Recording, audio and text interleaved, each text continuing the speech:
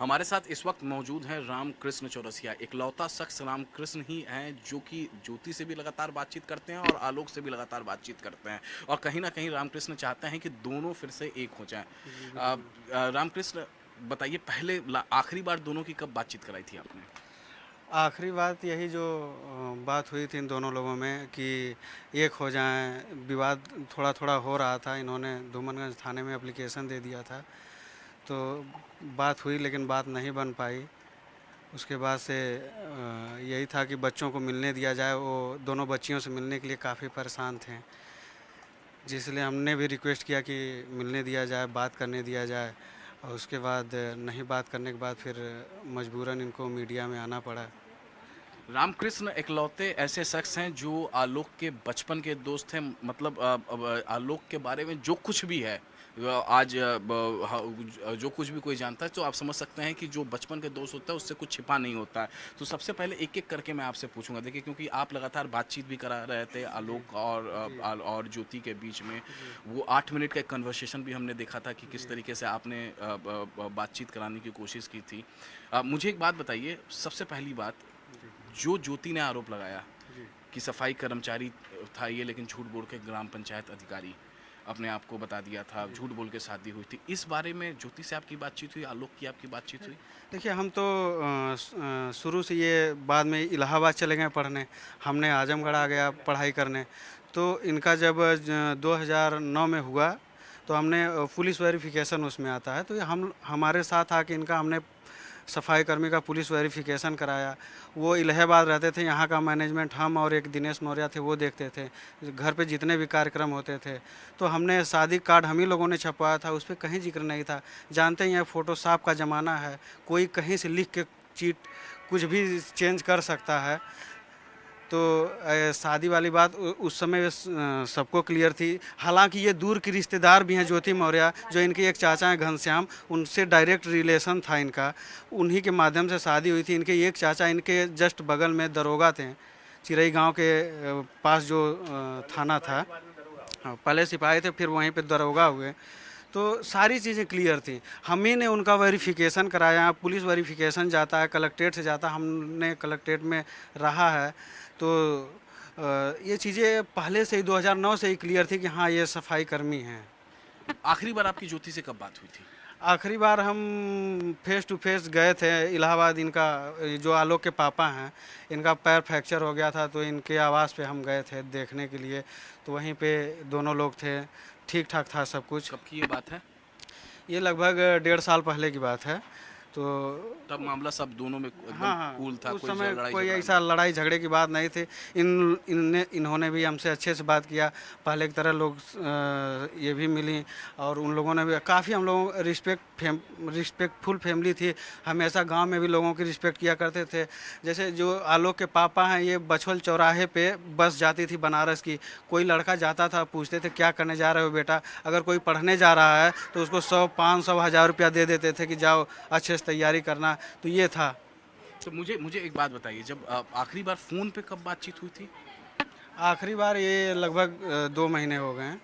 तो वही जो कन्वर्सेशन जो चला। आप कौन कॉल जी, आपने करवाया था जी, ज्योति और आलोक दिनेश और के? हमने यहाँ कराया था। हाँ, तो जो कौन कॉल कराया था, जी, जी। उसमें क्या आपने उस समय ये बात निकल कर सामने आई थी कि सफाई कर्मचारी ग्राम पंचायत अधिकारी नहीं, झूठ नहीं, बोल के शादी? ऐसी कोई बात हमारे सामने वो ये बात कही नहीं सकती, क्योंकि उनको क्लियर था कि ये सफाई कर्मी हैं। उनको तो पहले से भी पता था और बाद में भी पता चला। ये सब मनगढ़ंत बातें हैं। वो जो कन्वर्सेशन था, आप तीन उसमें तीन तीन सफाई कर्मी की कोई बात नहीं, लेकिन उन्होंने एक बदतमीजी भरी बात कही थी। उनके पिता को बाप कह रही थी, बाप बाप कह के बात कर रही थी।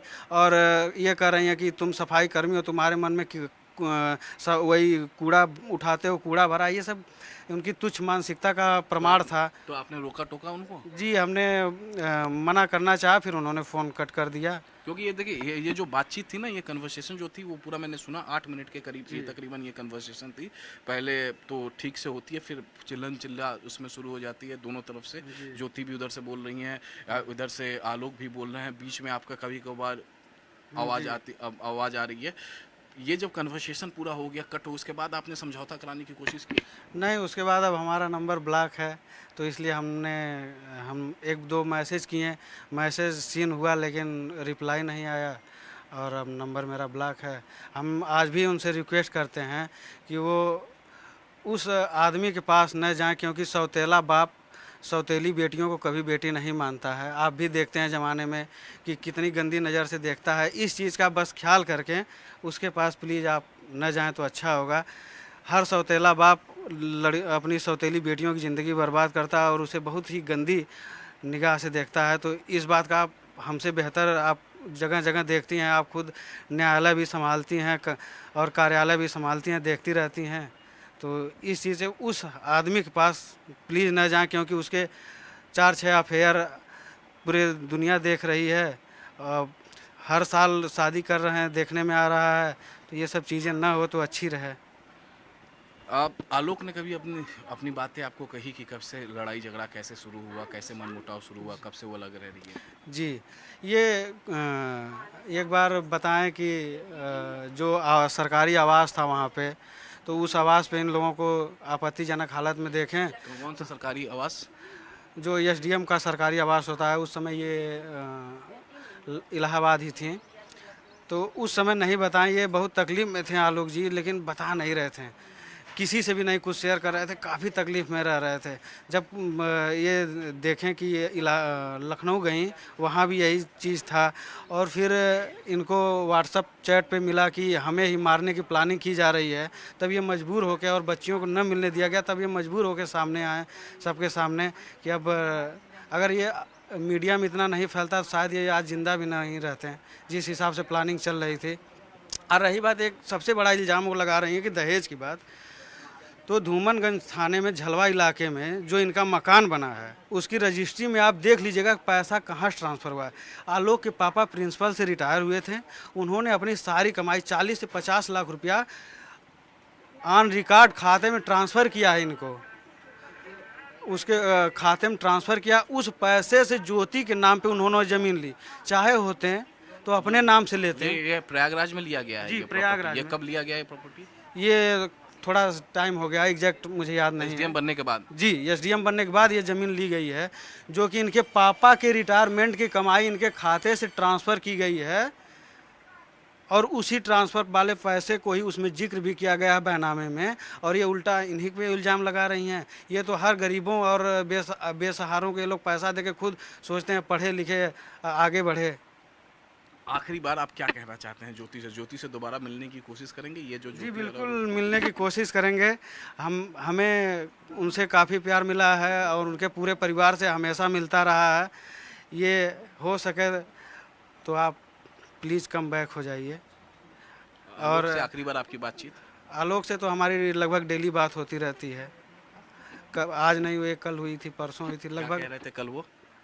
बात हो रही थी। बस परेशान है काफ़ी, बच्चियों को लेके बहुत ज़्यादा चिंतित हैं। बच्चियों को भविष्य के लेके उनके पापा, पूरा परिवार सिर्फ बच्चियों को भविष्य को लेके बहुत ज़्यादा चिंतित है। उनके साथ फैमिली कोर्ट में ये मामला कब पहुंचा? फैमिली कोर्ट में जब इनसे ये तलाक मांगी, इन्होंने देने के लिए नहीं तैयार 3 हुए। महीने, 4 महीने, 6 महीने? हाँ, कितने? 3 महीने की बात है।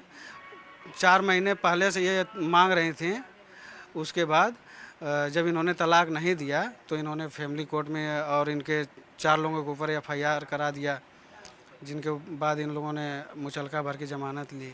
ये बहुत शर्म की बात है कि जिन्होंने कभी थाने का मुंह नहीं देखा। इनके फैमिली में 30-40 लोग गवर्नमेंट एम्प्लॉई हैं, 10-20 टीचर हैं। टीचरों की फैमिली आप जानते ही हैं कितने संस्कारी होते हैं, कितने अच्छे होते हैं, कितने सभ्य, कितने सुशील होते हैं। तो ये थे रामकृष्ण, जिनका साफ साफ ये कहना है कि जिस तरीके से पूरा मामला निकल कर सामने आया, ये एक बार फिर से रिक्वेस्ट करते हैं ज्योति या आलोक से कि वो सब एक हो जाए। लेकिन कुछ दिनों पहले जो कन्वर्सेशन हुआ था आलोक और ज्योति के बीच में फ़ोन पर, वो इन्होंने ही कराई थी और ये लगातार आलोक और ज्योति के कांटेक्ट में थे। लेकिन अब इनका कहना है कि पिछले कुछ दिनों से ज्योति ने, एसडीएम ज्योति मौर्य ने इनको ब्लॉक कर दिया है।